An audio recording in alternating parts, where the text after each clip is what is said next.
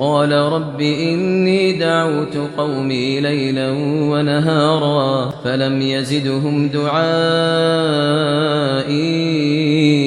إلا فرارا وإني كلما دعوتهم لتغفر لهم جعلوا أصابعهم في آذانهم واستغشوا ثيابهم وأصروا واستكبروا استكبارا ثم إني دعوتهم جهارا ثم إني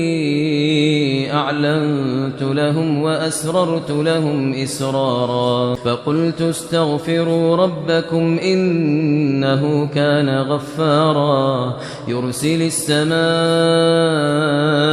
عليكم مدرارا ويمددكم بأموال وبنين ويجعل لكم جنات